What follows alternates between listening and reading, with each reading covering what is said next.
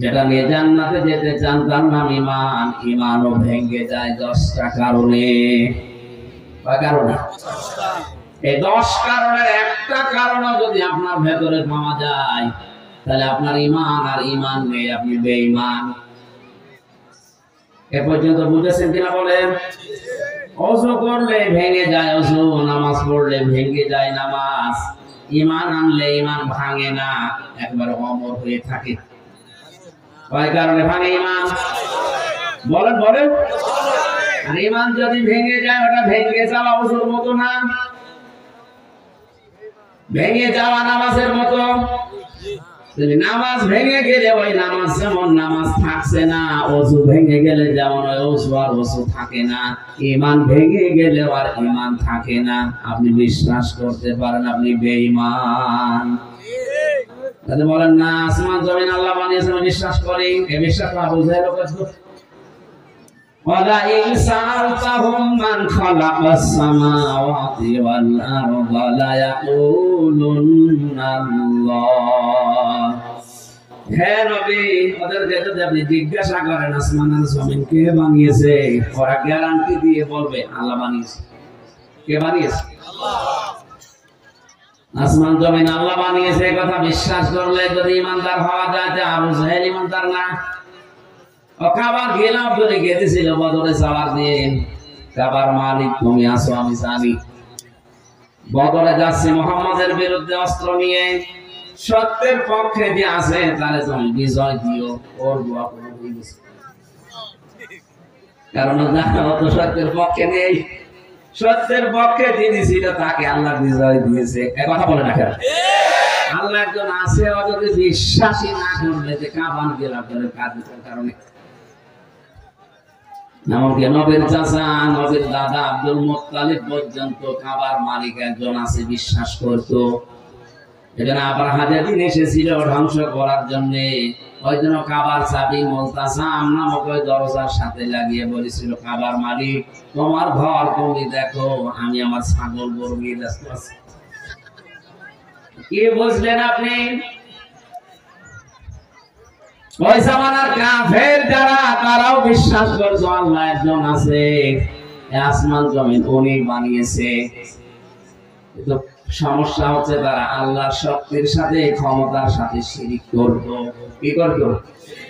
বাংলাদেশে আজ আমরা মুসলমান অনেকে যাদের মনে করছি ঈমান আছে না গেছে, নিজে উঠে পাচ্ছে না। আমি আবার বলছি, এখানে একটু ক্লাস চলছে, ভালো করে বলেন তো ঈমান ভেঙে যাওয়ার কারণ কয়টা? আরো জোরে। হ্যাঁ, 10টা। এর একটাও যদি পাওয়া যায় আপনার ঈমান শেষ। ওই ঈমান নিয়ে আপনার জান্নাতে যেতে। আমার আলোচনা এটা না, আমি সামারাইজ করে মাত্র একটা বলছি, 4 নাম্বারটা। যেই লোকটা এই দুনিয়াতে বিশ্ব নবী বাদ দিয়ে অন্য কাউকে আদর্শ হিসাবে উত্তম মনে করে, তার ঈমান ভেঙে যায়। এটা আমি বানালাম নাকি? সূরা আহজাব 21 নম্বর আয়াতে আছে, এই পৃথিবীতে উত্তম আদর্শ দিয়ে আল্লাহ পাক একজনকে পাঠিয়েছে, তার নাম মুহাম্মদুর রাসূলুল্লাহ। এইজন্য তার নামের আগে পরে আল্লাহ লাগিয়ে দিয়েছেন উসওয়াতুন হাসানা। সুবহানাল্লাহ বলতে পারবেন না? নবী মুহাম্মদুর রাসূলুল্লাহকে বাদ দিয়ে পৃথিবীর কাউকে যদি কেউ আদর্শ মনে করে চলে, বিশ্বাস করেন ওই লোকটার ঈমান ভেঙে গেছে। হাদিস পড়েছি, আল্লাহর নবী জানিয়েছেন, আমি যেদিন নবুয়ত পেয়েছি ওই দিন থেকে কিয়ামত পর্যন্ত যদি এই পৃথিবীতে মুসা নবী, ঈসা নবী, দুইজন নবীর নাম তিনি বলেছেন, যদি এই দুইজন নবী দুনিয়াতে কোনোদিন আসে আর আমার আদর্শ বাদ দিয়ে কেউ যদি মুসা নবী, ঈসা নবীর আদর্শ গ্রহণ করে, আমি বিশ্ব নবী ঘোষণা দিলাম লোকটা জাহান্নামী। জামালপুরবাসী কথা যদিও শক্ত মনে হচ্ছে, এইটাই বাস্তব। বাংলাদেশের 100 জনের মাত্র 15 জন বিশ্ব নবীকে একমাত্র আদর্শ মানে, আর 85 জন আছে তা না নাই। বুঝতে হবে দেশে 96% মুসলমান, এটা শুধু আদমশুমারিতে আছে, ভোটার আইডি কার্ডে আছে। বাস্তবে দেশে মাত্র 15% মুসলমান আমরা বিশ্ব নবীর আদর্শ মেনে নেওয়া পাই। 85 জন এই দেশে এখন খেয়াল অনুযায়ী মুসলমানই না। ঈমান না থাকলেও মুসলমান কিসের? আল্লাহ আমাদেরকে বোঝার তৌফিক দাও, আমাদের ঈমানটা যেন ভেঙে নষ্ট হয়ে না যায়, বলেন আমিন। 6666টা আয়াত আল্লাহ কোরআনে দিয়েছেন, মাত্র একটা আয়াত পড়েছি সূরা বাকারার 201 নম্বর আয়াত। এখানে যারা আছে ছোট বড় নারী পুরুষ সবাই জানি আয়াত প্রায় মুখস্থ আছে। কাবা শরীফে যাওয়ার পরে দেখে রুকনে ইয়ামিনে থেকে হজরে আসওয়াদ এই জায়গাটা পার হতে লক্ষ লক্ষ হাজি, শুধু বাংলাদেশের হাজি না, তামাম দুনিয়ার যত দেশ থেকে হজ করতে এসেছে এই আয়াতটা পড়ছে। আমার কানের কাছে এসে শুধু এই আয়াতই বাজে, আমিও পড়ছিলাম, চিন্তা করলাম এই আয়াত কেন পড়বে, সারা জীবনই পড়ে আসছি। কি আছে এর ভেতরে? গুরুত্বপূর্ণ জায়গায় পড়া লাগে, যেখানে দোয়া কবুল হয়। রুকনে ইয়ামিন থেকে হজরে আসওয়াদ এই জায়গাটা দোয়া কবুল হওয়ার একটা জায়গা। আয়াতটা কেন পড়ে কেন পড়ে কেন পড়ে? তাফসীর গুলো খুলে খুলে মিলিয়ে বাংলাদেশে এসে দেখি আল্লাহ দুনিয়া আখিরাত সব এই আয়াতের ভেতরে ঢোকানো আছে। এবার আমরা তাফসীর আকারে কথাগুলো একটা একটা করে ভেরিফাই দেব। আল্লাহ যেন আমাদেরকে কোরআনের এই আয়াত থেকে যে বিষয়টা দিতে চান ওটা নেওয়ার তৌফিক দেন। সারা জীবন আপনি পড়ে যান রব্বানা আতিনা ফিদ দুনিয়া হাসানা, অথচ হাসান আছে কি এটা আজ পর্যন্ত এখানে অনেকেই জানে না। আমার মনে হয় কয়েকজন আলেম বাদ দিয়ে বাকি 100 জনের 98 জন ফেল করবে যে হাসানা কি। অনেকে মনে করে না হাসানা না হাসিনা, খালি জের দিয়ে হাসিনা। হাসিনা মানে সুন্দরী আর হাসানা মানে কল্যাণ। আপনি যদি এই দোয়াটা নাই বলেন যে কি দোয়া করছেন আপনি আল্লাহর কাছে, 5 ওয়াক্ত নামাজের পরে শেষ হয়ে গেলে দেখি বলে রব্বানা আতিনা ফিদ দুনিয়া হাসানা, এলাকায় নেই কি বলেন আপনি? এক ইমাম দোয়া করছে রব্বি হাবলি মিনাস সালিহিন। এক যুবক বলছে হুজুর সে ছোটবেলা থেকে নামাজ পড়ে একই দোয়া করেন, কি এই দোয়া কি বলেন আপনি? এই দোয়ার মানে কি? আমি জানি না। জানেন না মানে? সারা জীবন দোয়া করেন আপনি জানেন না, আপনাকে বলা লাগবে আমি জানি না। এক আলেমের কাছে গিয়ে বলে আমাদের ইমাম শুধু এই দোয়া পড়ে, এই দোয়ার মানে কি? আলেম বলছে এটা শুধু দোয়া না, এটা কোরআনের আয়াত। এর অর্থ হচ্ছে আল্লাহ তুমি আমাকে একটা নেককার সন্তান দান করো। যুবক মনে করছে আমাদের ইমামের মনে হয় ছেলে মেয়ে হয় না, বাড়ি নোয়াখালী। নোয়াখালী বাড়ি এসে মনে হয় জামাল পরে ইমামতি করছে, ছেলে মেয়ে নেই।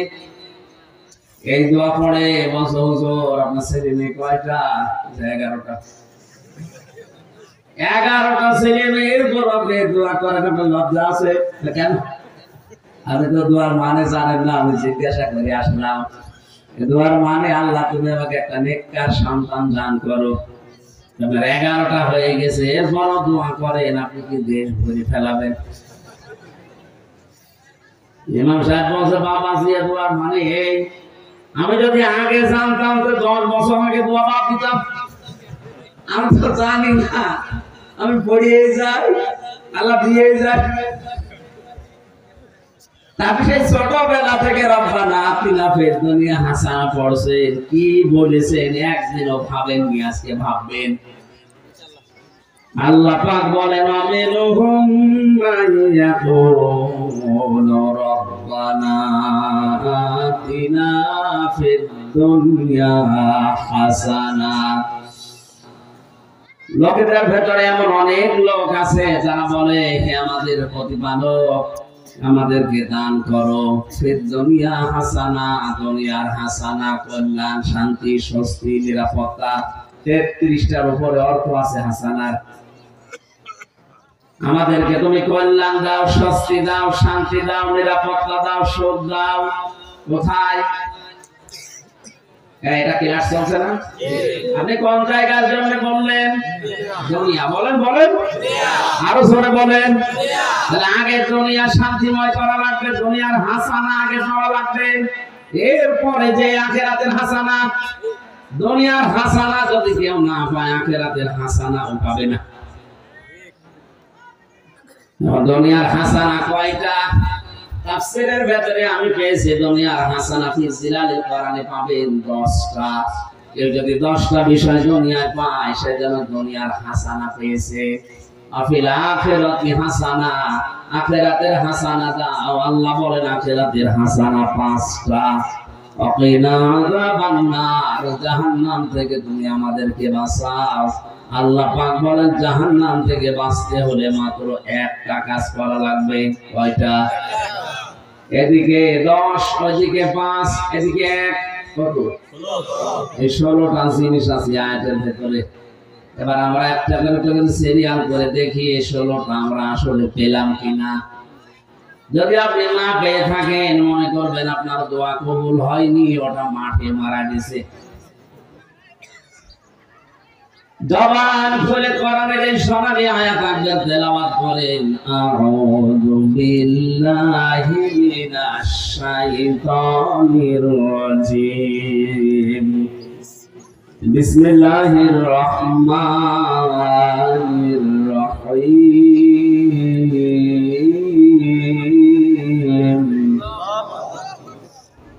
ومنهم من يقول ربنا آتنا في الدنيا حسنة وفي الآخرة حسنة وقنا عذاب النار.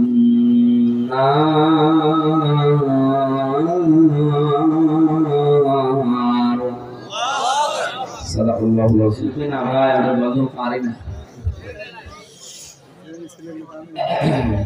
আমাকে শহীদ করলো দেখো। আল্লাহর নাম নিয়ে নাকি ভগবানের নাম নিয়ে করবো? আমাকে শহীদ করো সেই মিছিলে, শামিল করে নিও। যে মিছিলের নেতা আমির হামজা, খোবায়েব খাব্বাব, খোদার ছিল যারা অতি প্রিয়, শামিল করে নিও। আমার ভাইরা, সূরা বাকারার 201 নম্বর আয়াতে আমরা পড়লাম। আল্লাহ পাক বলেন পৃথিবীতে অনেকে আছে এমন যারা বলবে কি বলবে তারা, হে আমাদের প্রতিপালক, দুনিয়ায় আমাদের হাসানা দাও।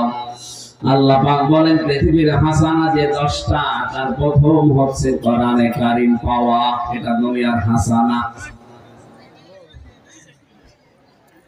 এখানে যারা বসে আছে সবাই হয়তো এক বাক্যে বলবে কোরআন আমরা পেয়েছি, বাড়িতে চলেন আপনাকে দেখাবো।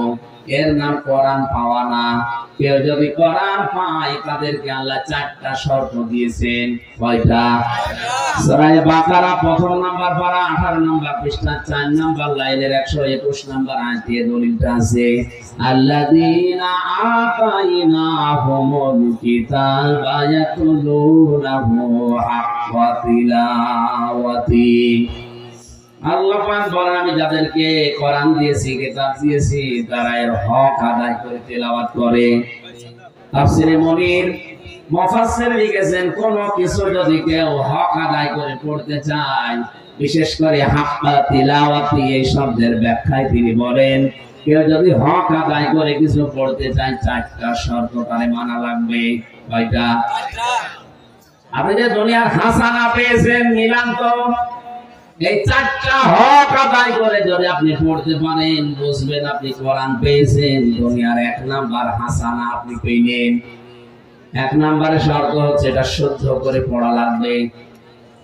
বাংলাদেশের 100 জনের 95 জন কোরআন শরীফ শুদ্ধ পড়তে পারে না।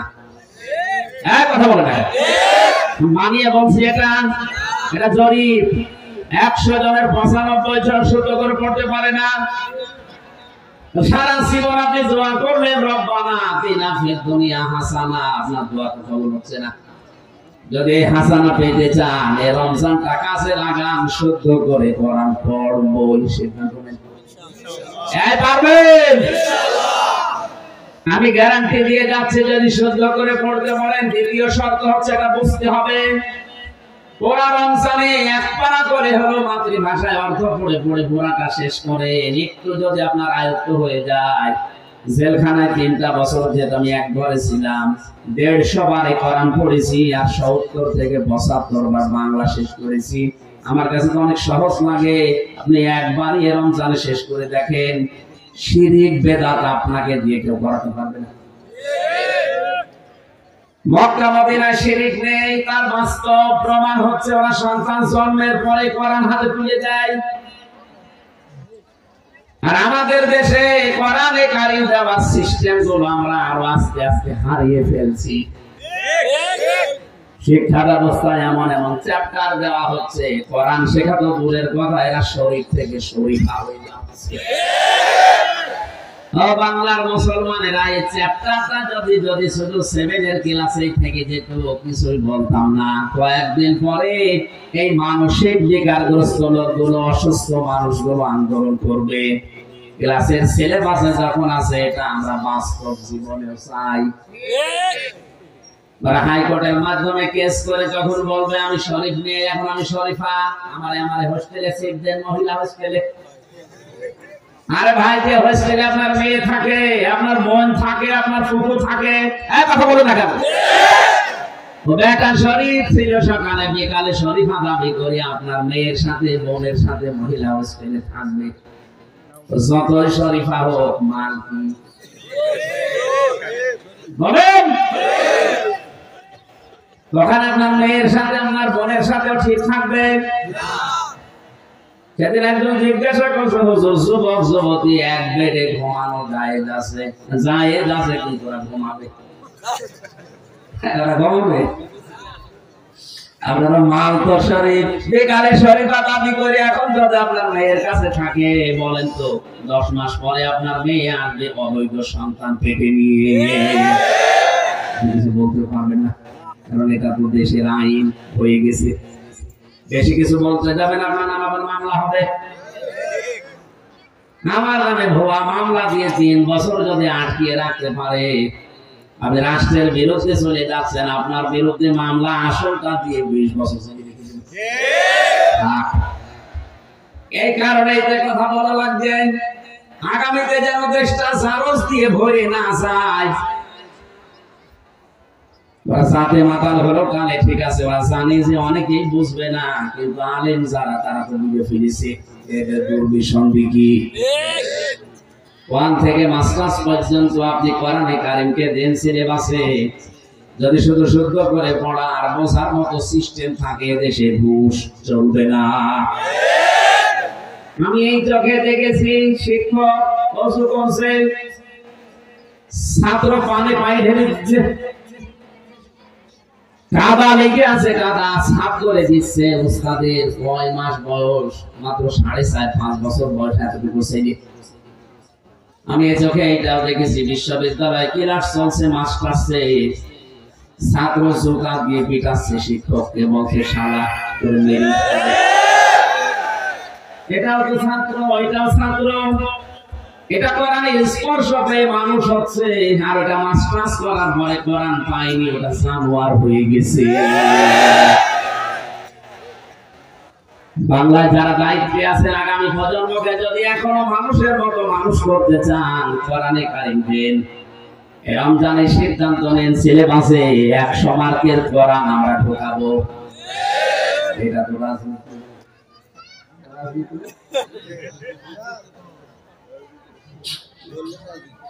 কোথায় চলে যাচ্ছে? আরে ভাই, আপনি আমি হুজুর নাই আর 50 বছর পরে মাটির নিচে থাকবো। আমাদের প্রজন্ম এই দুনিয়ায় থেকে যদি জেনাখর হয়ে যায়, যদি অবৈধ সন্তান পেটে নিয়ে ঘরে, কবরে আপনি শান্তি থাকতে পারবেন? দুনিয়ায় যেগুলো রেখে গেলেন এগুলো যা করবে ফ্লাক্সি লোড হয়ে বিকাশ হয়ে সব কবরে যাবে।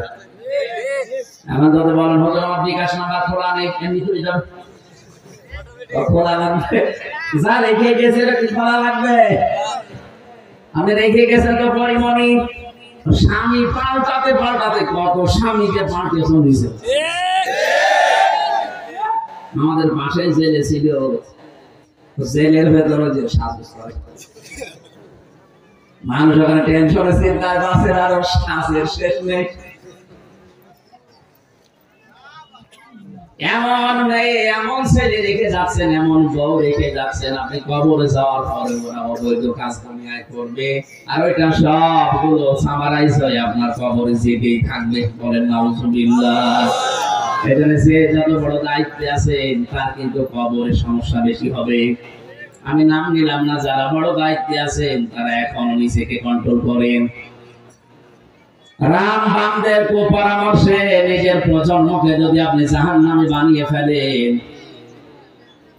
আমি নিচে নামলাম না, কিছু বলতে গেলে ওদের গায়ে ছাই লাগে, করবো কি? হুজুর আমার বিরুদ্ধে বলবেন না, আপনার বিরুদ্ধে বলবো, আপনাকে চিনি আমি। খুলনা এক মাহফিলে 19 সালে আমার বলছে হুজুর রাজনৈতিক কথা বলা যাবে না, স্বামী স্ত্রীর গন্ডগোল কেন হয় বলেন। ঠিক আছে বলছি। সূরা নিসার 34-35 নম্বর আয়াতের ব্যাখ্যা করলাম। এখন ওনার যে দিনের বেলায় বোর সাথে হাতাহাতি হয়েছে সাথে আমি জানি না। রাতের বেলা খাবার ওনার বাড়িতে গেছি, আমার সাথে কথা বলছে না, মুখ গোমরা করে আছে, কি ভাই কথা বলেন না।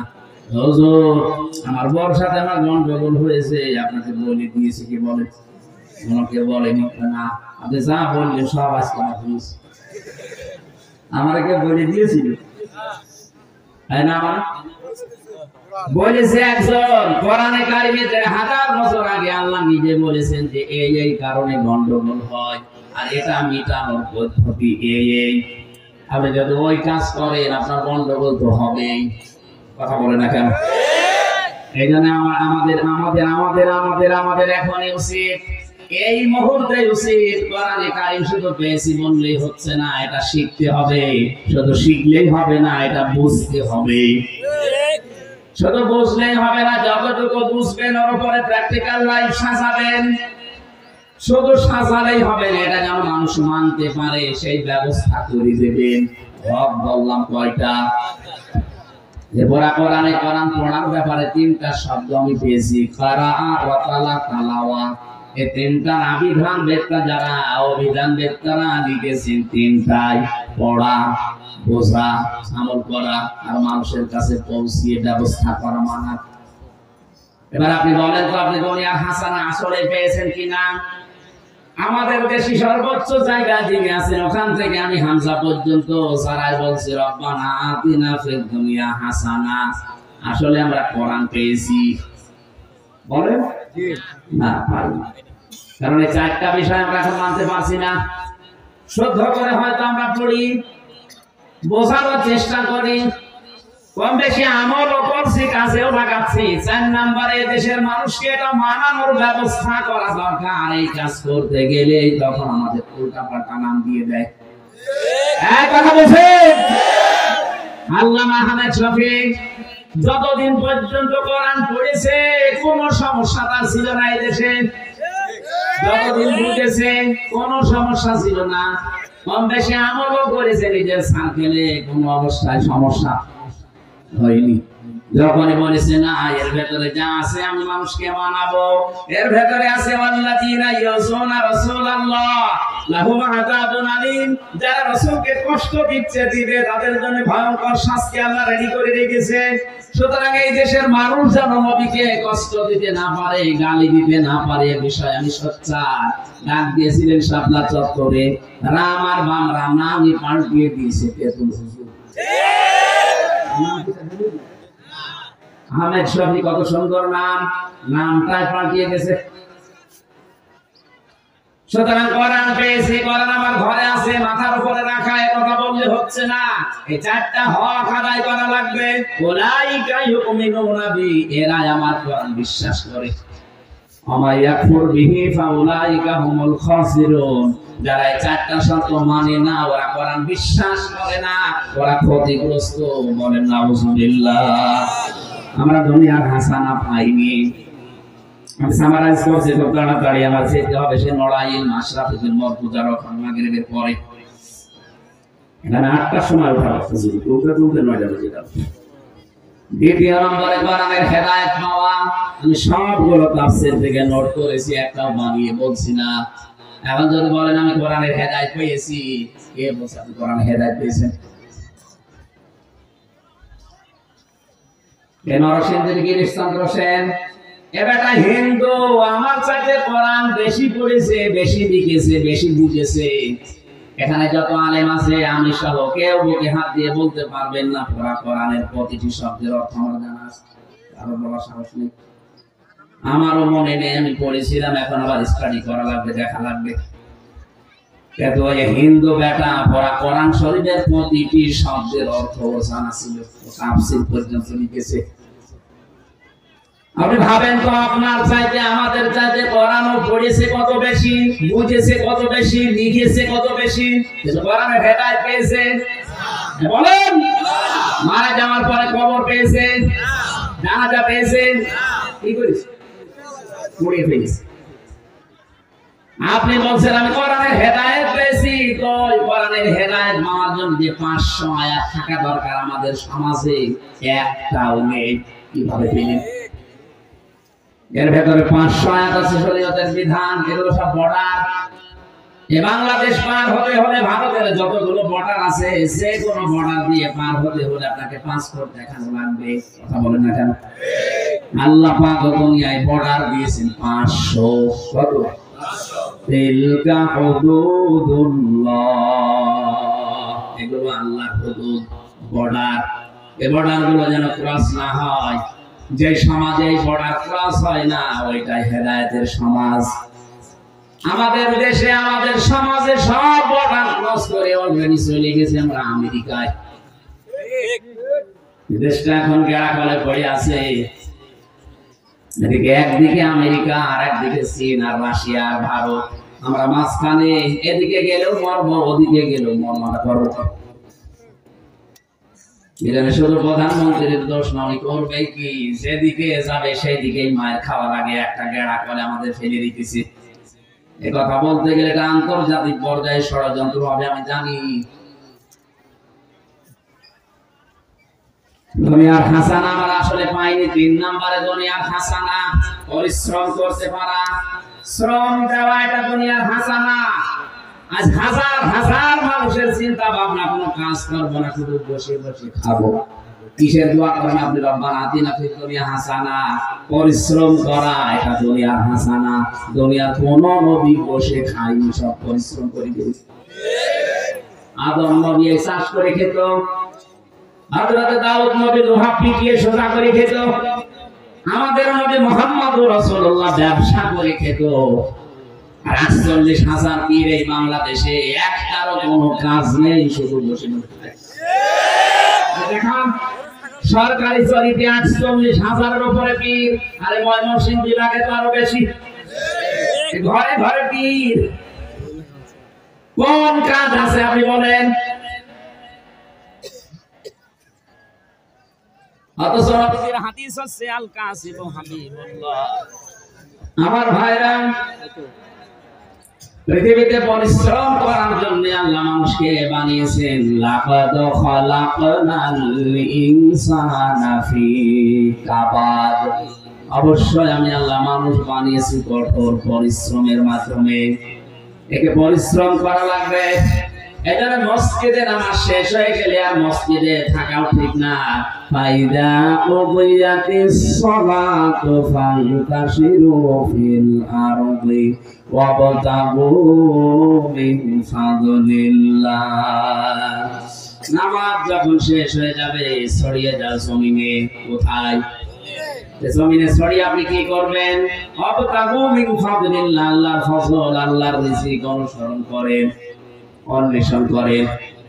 এখানে আমাদের উচিত হচ্ছে পরিশ্রম করা। আজ আমাদের দেশে 18 কোটি মানুষের হাত আছে, 36 কোটি। এগুলো যদি আমরা পরিশ্রমের হাত বানাতে পারি, পৃথিবীর কারো কাছে হাত পাতা লাগবে না। দুনিয়ার হাসানা আমরা আসলে বুঝি নাই। 4 নম্বরে দুনিয়ার হাসানা পৃথিবীর নিরাপত্তা তৈরি করা। আজ আছে নিরাপদ? চাচা এরশাদ বেশি থেকে বলেছিল যে দুনিয়াটা এমন হয়ে গেল, বাংলাদেশ বাইরে গেলে গুম হয়ে যায়, আর ঘরে থাকলে খুন হয়ে যায়। যুবতী মেয়ে কলেজে যাবে, বিশ্ববিদ্যালয়ে যাবে, মা চায় না মাঝে বসে দোয়া করছে, আল্লাহ মেয়ে কি একা আসবে না জামাই নিয়ে আসবে? নিরাপত্তা নেই আজ আমাদের। 5 নম্বরে ধৈর্য ধারণ করা। 6 নম্বরে সন্তান যেন ভালো হয়, দুনিয়ার হাসানা এটা। ভালো সন্তান ওইটা যেটা ডাল খায়, বাবা খায়।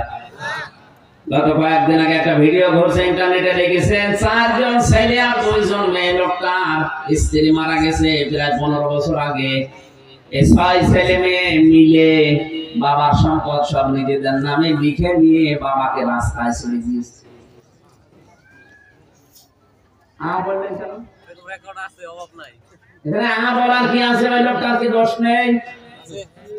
আল্লাহর পরে যে মা বাবার স্থান, এই জায়গাটায় তো ওই 6টা ছেলে মেয়ে জানে না।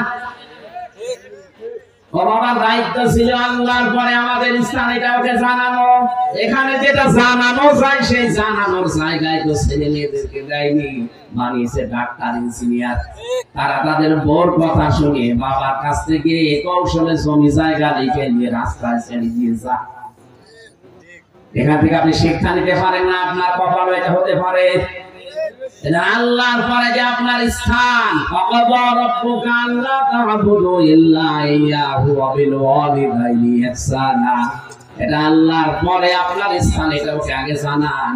ও যদি জানে যে এই পৃথিবীতে আল্লাহর ইবাদতের উপরে আপনাদের মর্যাদা, তামাম দুনিয়া একদিকে গেলেও আপনাকে রাস্তায় ছেড়ে দেবে না।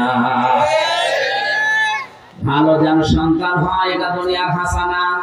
স্ত্রী যেন ভালো হয়, এইটাও দুনিয়ার হাসানা। ভালো স্ত্রী ওইটা যেটা সকাল বিকাল ইস্তার জলসা দেখে। এটা গ্রাম অঞ্চল তো এজন্য টের পাচ্ছেন না। সারা দিন বসে বসে সিরিয়াল গুলো দেখে, প্রায় 37টা সিরিয়াল চলছে। এগুলো দেখে আর নিজের জীবনের সাথে মিলায়। আমি হব কটকটি আর আমার মেয়ে হবে কিরণমালা। হচ্ছে তাই। স্ত্রী যেন ভালো হয়, এটা দুনিয়ার হাসানা। ভালো স্ত্রী ওইটা বিশ্বনবী যেটা পেয়েছিলেন হযরতে খাদিজা। গভীর রজনীতে দিনের কথা বলার পরে বাড়িতে যখন আসতেন, নবীজি বলেন, আমার খাদিজা বিছানায় বেড লাগিয়ে না ঘুমিয়ে দরজার সাথে হেলান দিয়ে ঘুমাতো। ডাক দিয়ে বললাম, তুমি ঘুমাও না কেন? হযরতে খাদিজাতুল কুবরা বলেছেন, ইয়া রাসূলুল্লাহ, আপনি আমার স্বামী, দুনিয়ার শ্রেষ্ঠ মেহমান। আপনি বাইরে থাকেন দিনের কাছে, আমি 24 ঘন্টা আতঙ্কে থাকি, না জানি কখন আপনাকে কোন ক্ষতি করে ফেলে। আমার ঘুম লাগে, আমি যদি আরামের বিছানায় ঘুমিয়ে পড়ি, রাতের বেলায় এসে যদি বারবার ডাকাডাকি করেন, আমি উঠতে দেরি হয়ে গেলে আপনার কষ্ট হয়ে যাবে। রাতে ঘুম লাগলে আমি দরজার সাথে হেলান দিয়ে ঘুমিয়ে পড়ি, যেন দেরি না হয়। এরকম বউ এখন ঘরে ঘরে।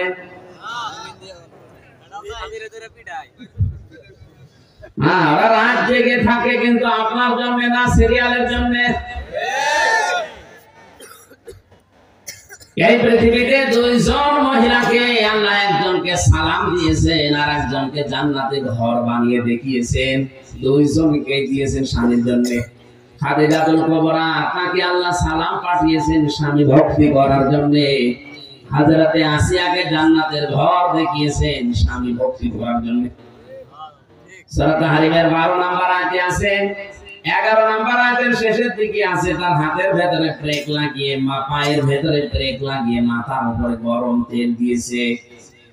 তার স্বামী ফেরাউন হযরতে আসিয়া এই কঠিন অবস্থায় স্বামীর উপরে বরদোয়া দেননি, বলেছিলেন রব্বি নাজ্জিনি মিনাল কওমিস সালিমিন। যে খালি প্রাণ দিয়ে রব্বি নাজ্জিনি, হে আমার রব তুমি আমাকে বাঁচাও এই জালেমদের কবল থেকে, আমার স্বামীর অত্যাচার থেকে আমাকে বাঁচাও, কিন্তু স্বামীর উপরে তুমি গজব দিও না। ও জামালপুরের মেয়েরা, এত বড় কঠিন যন্ত্রণাদায়ক মুহূর্তে স্বামীর জন্য তিনি বরদোয়া দেননি, আর আপনি একটা সাবান কম হলে বরদোয়া দেন মানুষ। নবীজি জাহান্নামে মহিলাদেরকে মেরাজের রাতে বেশি বেশি দেখেছেন দুইটা কারণে। এক নাম্বার কারণ ছিল তারা স্বামীর নাফরমানি করে। জিবরাইল বললেন এরা স্বামীর নাফরমানি করার কারণে জাহান্নামে বেশি। কি করে নাফরমানি করেছে? সারাটা জীবন এই লোকটা মাথার ঘাম পায়ে ফেলে আপনাকে খুশি রাখার জন্য, সুখ শান্তি দেওয়ার জন্য চেষ্টা চালায়। হঠাৎ একটা শাড়ি কম হয়ে গেলে বাবা মা তুলে আপনি গালি দেন, আর বলে ফেলে তোর ঘরে এসে আমি জীবনে কিছু পেলাম না। এটা হচ্ছে আপনার নামাজ রোজা ওই কালো বোরকা সব শেষ। এরকম বউ আছে, কার হাত তোলেন তো? না শরমে না, ভয় নেই, কারণ জানে যে এটা ভিডিও হচ্ছে। এখন যদি বাড়িছে ইউটিউবে দেখে যে হাত তুলেছে, খাবার বন্ধ হয়ে যেতে পারে। সম্মানিত মা বোনেরা, যাক আপনারা ভালো আছে, আমার মনে হয় এই আছে এলাকায় না করাই ভালো ছিল। স্ত্রী যেন ভালো হয়, এটা দুনিয়ার হাসানা। ভালো স্ত্রী ওইটা যার ভেতরে 4টা গুণ পাওয়া যায়। এক নম্বরে স্বামী বাড়িতে আসলে দুনিয়ার সব কাজ বাদ দিয়ে স্বামীকে খুশি করার চেষ্টা করে। স্বামী যদি বাড়িতে আসে মেয়েদের জন্য পারিবারিক সব কাজ বাদ, স্বামীর দিকে যদি কেউ তাকিয়ে তাকে খুশি করতে পারে, হাসি খুশি দিয়ে হোক, যেভাবে হোক, যদি কাজু কতু দিয়া লাগে তা দেবেন। নিজের স্ত্রী কাজু কতুলের সমস্যা আছে। 2 নম্বরে স্বামী যেটা পছন্দ করে ওইটা আপনাকে পছন্দ করা লাগবে যদি সাইজ হয়। স্বামী পছন্দ করে আপনি যেন হাতা কাটা ব্লাউজ গায়ে দিয়ে থাকেন, কোনো অসুবিধা নেই। কি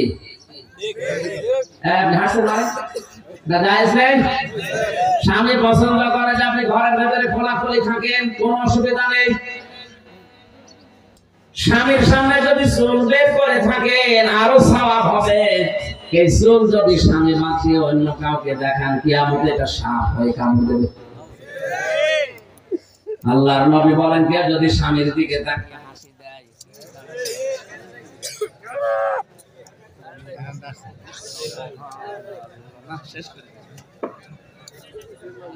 আমার ভাইরা, নবীজি বলেন কেউ স্বামীকে খুশি করার জন্য হাসতে খেলতে গিয়ে যদি দাঁত বের হয়ে যায়, সেই কয়টা দাঁত বের হবে 6টা দাঁতের কথা তিরমিজি শরীফে আছে, 6টা নফল হজের সওয়াব পাওয়া যাবে। সুবহানাল্লাহ বলতে তোমার জিনিস আছে বাড়িতে যে এখন তুমি কোন হাসি ডাকবা? ভাবির হাসি ডাকা ছাড়া আর কাজ আছে?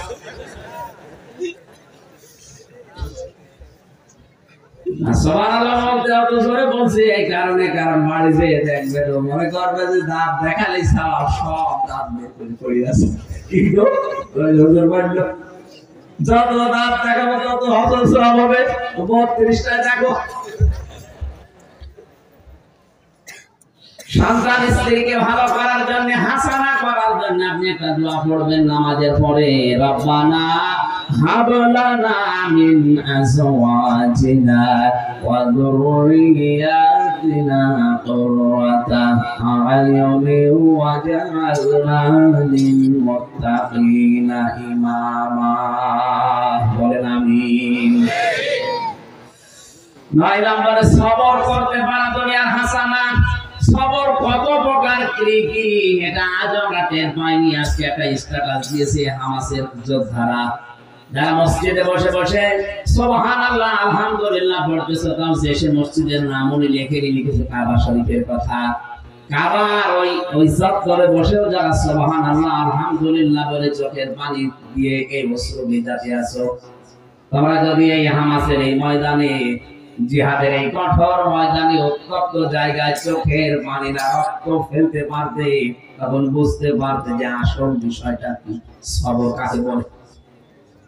আমার ছোট্ট জীবনে 3টা বছর আমি যেহেতু ভেতরে কাটালাম, আমি টের পেয়েছি যে সবর কারে বলে, কত প্রকার কি কি। এদিকে 3.5 হাত, এদিকে 2.5 হাত, এতটুকু একটা ঘরে 3 বছর তালাবদ্ধ করে রেখে দিয়েছি, যোগাযোগ বিচ্ছিন্ন থাক, খাওয়া দাওয়া যা খেয়ে বেঁচে থাকলে থাক, মরে গেলে যা, মরে গেলে বলবে চিকিৎসাধীন অবস্থায় নিয়ে গেছে। আর বাংলাদেশের কারাগার বলেছে অবস্থা চিকিৎসা সব রোগের এক ডাক্তার, আপনি যে কোন রোগের কথা যে বলবেন একই ওষুধ দেখ। আমার মাথায় যে ছোট ছোট চুল এমনি না, 3 বছর ওখানে থাকার পরে এমন একটা রোগ হয়েছিল, যতবার ডাক্তারের কাছে নিয়ে তো যাই না। যদি আজকে বলি ডাক্তারের কাছে 3 মাস পরে ওদের নাকি শরম হয়। সে গন্ডালকে একজন জিজ্ঞাসা করছে, ভাই 3 দিন আগে কাঁথো কত দিলাম, তখন তো হাসলে না, এখন হাসতেছ। গন্ডাল বলছে 3 দিন পরে এখন আমার চামড়া বের করে শরীরে নিয়ে গেছে। ওখানে যারা আছে ওদেরকে যদি বলি আমি আর মামুনুল হক যে ডাক্তার খানা যাবো, আমাদের 2 জনের ব্যাপারে বলতো ঠিক আছে নিয়ে যাবো, ও নিয়ে যেতে যেতে 3 মাস পর রোগ এমনি ভালো হয়ে যায়। এমন অবস্থা হয়েছিল, আমার নিজেরই ভয় লাগছিল বাইরে আসার পরে। এমন আমার মোবাইলে ক্লাস, আমার মা দেখে কান্নাকাটি করছে, কি অবস্থা। এই যে ভাইদের ওখানে মাথা চেয়েছিলাম ঢাকা সরিয়া, নাপিত পর্যন্ত ভয় পেয়েছে যে কি অবস্থা হয়ে গেছে। অথচ 3টা বছরে কোন চিকিৎসা ওরা দেয়নি, যা বলি ওই একই বললে না পাখান না পাইতে সারে। আর কিছু জোর করে বলতে গেলে বলো হুজুর আমার গরম দেন কেন, আমি কি জানি কিছু, আমি তো এই রোগের ডাক্তার না। ডাক্তার আসলে সেটা আসে না, কম্পাউন্ডার আমারে দিয়ে চালা, আমি কি করবো, যা আসে সব একই রোগ দিয়ে চালা। এই কঠিন অবস্থাতে 3টা বছর কেটে গেলে এখনো সাইকেল হাদিস ইবনে সাইকেল হাদিস পড়ে আছে। এই লোকটার সাথে 3টা বছর থেকে আমি অনেক কিছু পেয়েছি, সব চাইতে বেশি পেয়েছি তার খেদমতটা। আমার মতো ছোট মানুষের জন্য নিজে রান্না করে খাওয়াতো। আল্লাহ পাক তার জীবনের ভালো কাজগুলো যেন কবুল করে, মানুষ হিসাবে যদি অন্যায় কিছু করে থাকে আল্লাহ গাফফার নামের খাতিরে যেন মাফ করে দেয়। তার কাছে কিছু কিছু মাসলা আমি শিখেছিলাম, বিশেষ করে 4টা জিনিস নিয়ে বেশি আলোচনা করতো। সকালের আর দুপুরের খাবার আমরা এক জায়গায় খেতাম। আমার ভাইরা, আমি বাস করে যেটা বলছিলাম, সবর আমরা করতে পারছি না, সবর আসলে কি, কত প্রকার কি কি, এটা শফিকুল ইসলাম মাসুদ টের পেয়েছিল। যে বাস্তবতায় ওই যে 4 দেওয়ালের মাঝে না গেলে বোঝা যায় না যে সবর কি করে করবেন। ইউসুফ নবী সবর করেছিল 40 বছর পর্যন্ত, ইয়াকুব নবী সবর করেছিল 40 বছর পর্যন্ত, হযরত আইয়ুব নবী সবর করেছিল 18 বছর পর্যন্ত, মুহাম্মদুর রাসূলুল্লাহ সবর করেছিল পুরা 63 বছর। আজ আমাদের সবর নেই কোন জায়গায়। সবর করতে পারা, ধৈর্য ধরতে পারা, এটা দুনিয়ার হাসানা। মা বোনদের ভেতরে ধৈর্যটা একেবারেই নেই বললেই চলছে, ধৈর্য হারিয়ে ফেলেছে ওরা। ফাতেমাতুজ জোহরার মতো সংসারে আপনার অভাব আছে, আপনি ধৈর্য হারিয়ে ফেলেন। 3 দিন উনি না খেয়েছিলেন, তারপর সুদের সাথে টাকা লাগাননি। আজ হাজারো মহিলা স্বামীকে দিয়ে এই ব্যবসা করাচ্ছে, সংসারে অভাবের দোহাই দিয়ে। 10 নম্বরে কোরআনের সমাজ তৈরি করতে পারা দুনিয়ার হাসানা আমরা পাইনি। আখিরাতের হাসানা যে 5টা, মরণ যেন ভালো হয়, এটা আখিরাতের হাসানা। ভালো মরণ ওইটা যেটা গলায় দড়ি দিয়ে হয়, হ্যাঁ বিষ খেয়ে হয়, কোনটা? শাহাদাতের মরণ। সারাটা জীবন আমরা এই দোয়াই করব, আল্লাহুম্মা ইন্নী আসআলুকা শাহাদাতান ফি সাবিলিক। হে আল্লাহ, তুমি মরণ দিলে সাধারণ ভাবে দিও না, শাহাদাতের মরণ দিও, বলেন আমিন। শাহাদাতের মরণ তো গাছতলায় বসে হু হু করলে পাওয়া যায়, বলেন। একামতে দিনের দায়িত্ব যারা পালন করে উত্তপ্ত ময়দানে, এই মানুষগুলোর শাহাদাত মরণ হওয়া অতি সহজ।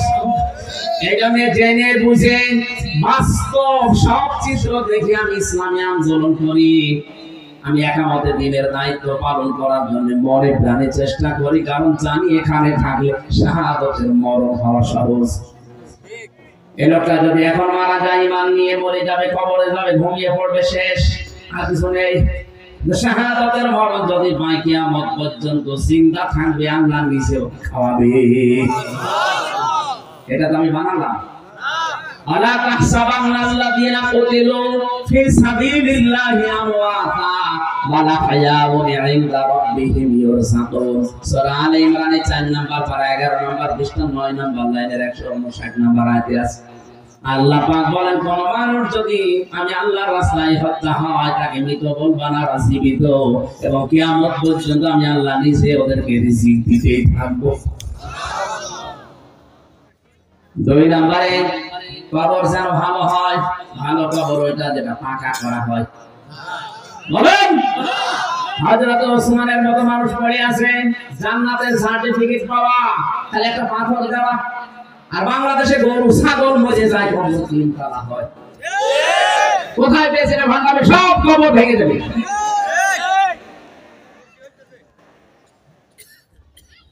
তিন নম্বরে হাসর যেন ভালো হয়। ভালো হাসর হবে ওই লোকটার যার হাসর হবে ডিপ জলের সাথে, না মানে 4 নম্বরে হাউজে কাউসার যেন পাওয়া যায়। এক একটা শব্দের ভিতরে লক্ষ লক্ষ কথা আছে, আমি তাড়াতাড়ি সামারাইজ করে ফেলছি কারণ সময়ের দিকে তাকাচ্ছি। 5 নম্বরে ডান হাতে যেন আমলনামা পাওয়া যায়। যারা বাম হাতে আমলনামা পাবে, ফেরেশতা লোহার শিক গরম করে এই জায়গা দিয়ে ঢোকাবে, আর এই ফাঁকা জায়গাটা দিয়ে বাম হাত ঢুকিয়ে পেছন দিক থেকে বলবে, এবার আমলনামা দে। আর ওয়াজহির ব্যাখ্যা এইটাই আছে, যেন ডান হাতে আমলনামা পাওয়া যায়, এটা আখিরাতের হাসানা। ওয়াকিনা আযাবান নার, আল্লাহ জাহান্নাম থেকে বাঁচাও। আল্লাহ বলেন, জাহান্নাম থেকে বাঁচার উপায় একটা, দিন কায়েম করা লাগবে। আলা দুল্লুকুম আলা তিজারাতিন তুনজিকুম মিন আযাবিন আলীম, এমন একটা ব্যবসার কথা বলবো যেটা করলে জাহান্নামে যাওয়া লাগবে না। সে ব্যবসা হচ্ছে জান আর মাল দিয়ে আল্লাহর রাস্তায় জিহাদ করা।